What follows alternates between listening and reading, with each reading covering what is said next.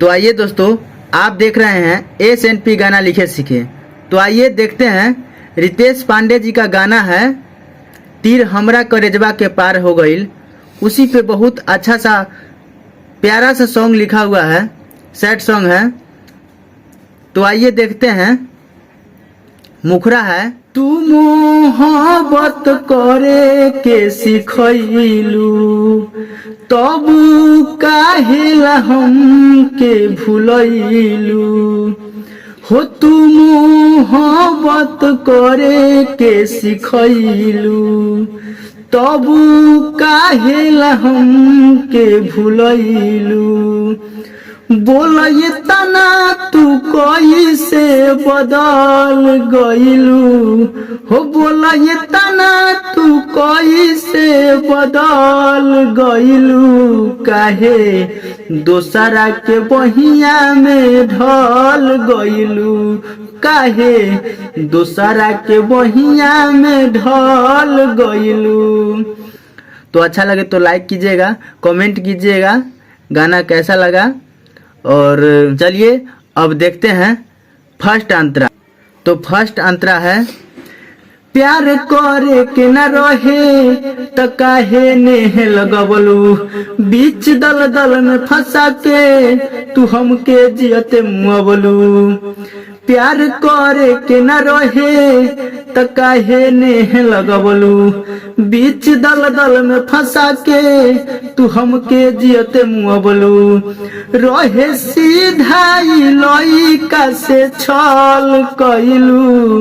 रहे सीधाई लइका से छल कइलू। काहे दोसरा के बहिया में ढल गइलू। काहे दोसरा के बहिया में ढल गइलू।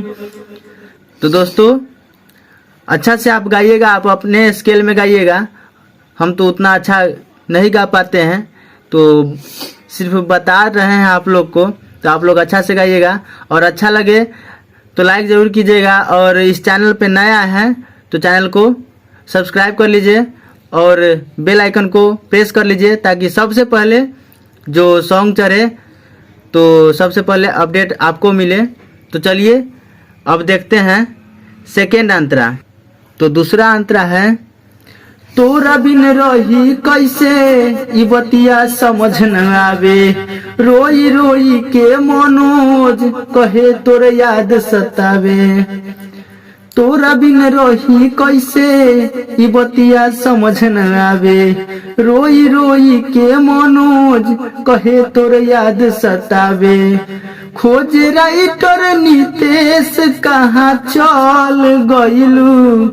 खोज राइटर नितेश कहाँ चल गइलू। काहे दोसरा के बहिया में ढल गइलू। काहे दोसरा के बहिया में ढल गइलू।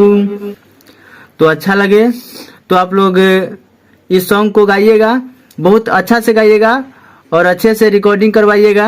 और उम्मीद है कि ये सॉन्ग अच्छा बजेगा मार्केट में। तो चलिए फिर मिलते हैं नेक्स्ट वीडियो में। तब तक के लिए जय हिंद, जय भारत।